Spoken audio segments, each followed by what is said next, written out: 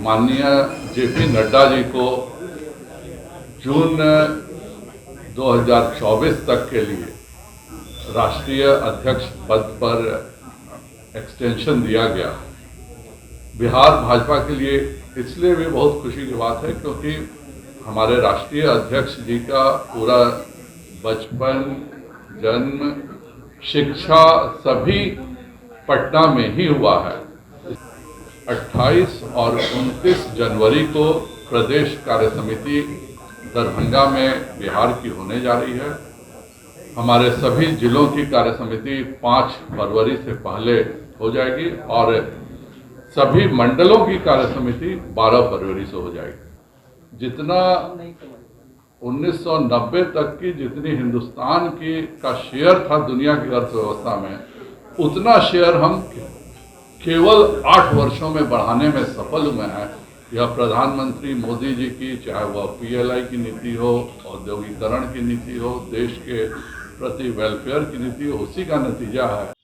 दोस्तों नमस्कार, बहुत स्वागत आपका चौकस भारत में। मैं आपका दोस्त ब्रजेंद्र। जेपी नड्डा को फिर से एक बार बिहार के जो जिम्मेदारी है वो सौंपी गई है। यानी एक बार फिर से उन्हें राष्ट्रीय अध्यक्ष जो है वो चयनित किया गया है और बिहार की जो जिम्मेदारी पहले से वो निभाते आ रहे हैं, एक बार फिर से उन्हें ये जिम्मेदारी बखूबी निभाने की जो है वो मिल गई है। लेकिन अब इस बार जो इनकी जो जिम्मेदारी होगी, थोड़ा ये कठिन दौर से गुजरेगी, क्योंकि जो राजनीति है, पूरा राजनीतिक महकमा है बिहार का, उसका जो परिदृश्य है वो बदल गया है।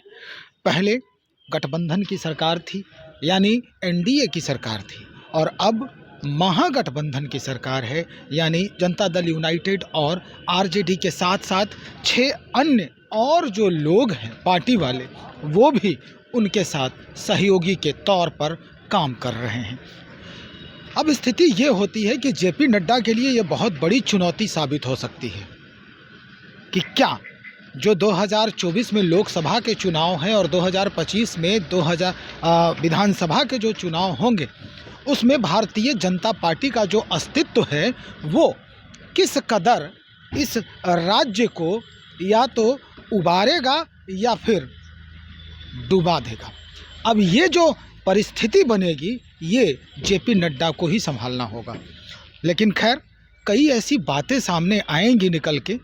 उससे पहले आप आज संजय जायसवाल जी का जो बयान है वो सुन लीजिए, क्या कुछ कह रहे हैं।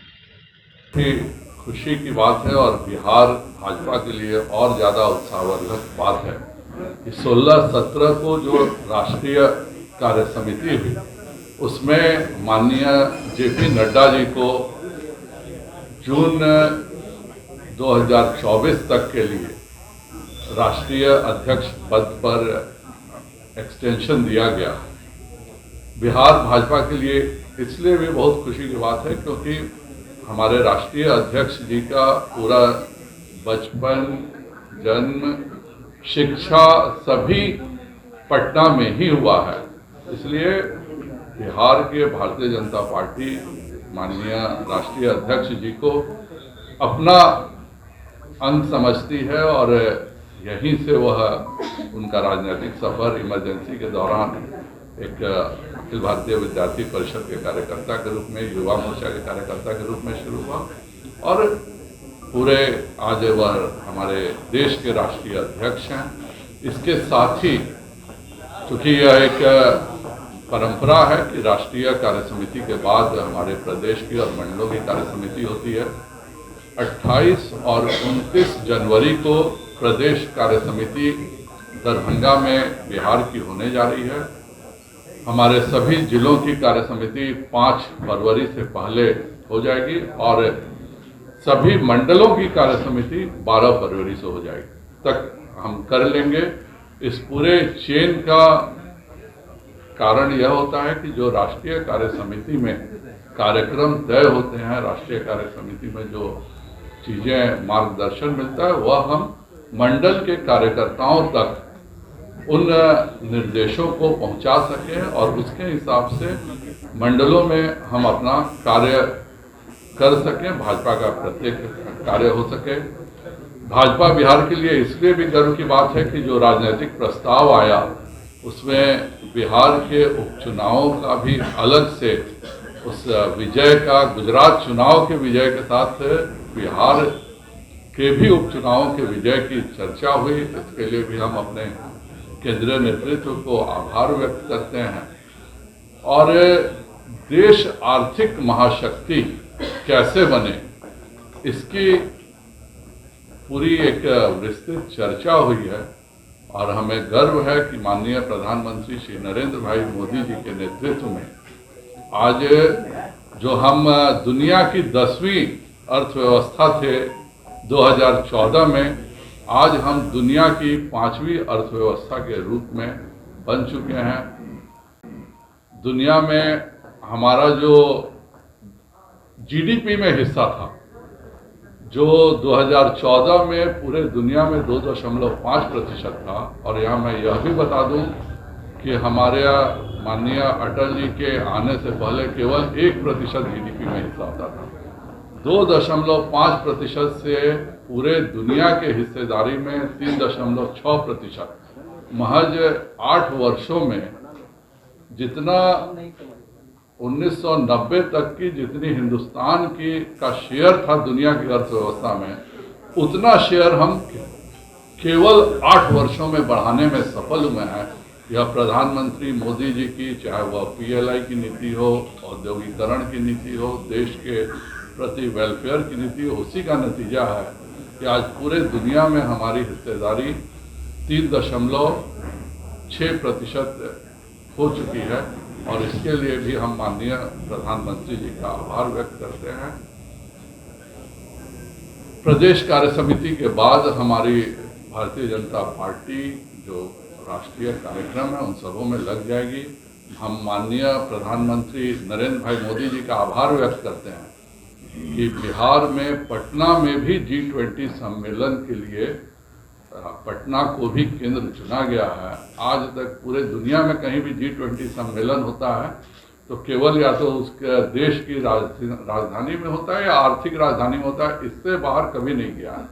यह माननीय प्रधानमंत्री जी की सोच है कि G20 सम्मेलन हिंदुस्तान के 56 शहरों में हो रहा है और पटना को भी उसमें लिया गया है। मार्च में पटना में G20 सम्मेलन होगा। तो यह पूरे बिहार वासियों के लिए भी हर्ष की बात है। देश में हमारा बिहार के बारे में पूरे दुनिया में चर्चा होगी। इसके लिए भी हम प्रधानमंत्री जी का आभार व्यक्त करते हैं कि उन्होंने G20 के लिए पटना एक केंद्र चुना है और इससे बिहार की परंपरा, बिहार की संस्कृति पूरे दुनिया में फैलेगी।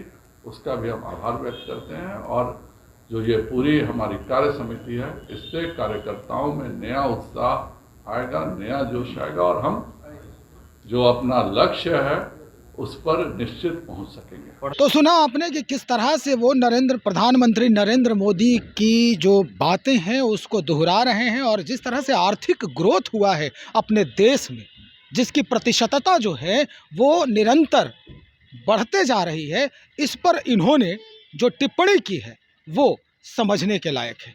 दूसरी बात, अगर जेपी नड्डा को फिर से, चूंकि जेपी नड्डा राज्य में ही पले बढ़े हैं, पटना विश्वविद्यालय के छात्र रहे हैं, तो निश्चित तौर पे यहाँ की राजनीतिक जो परिदृश्य है उसको बहुत अच्छे से ये जानते समझते भी हैं और यहाँ की जनता से सरोकार भी रखते हैं।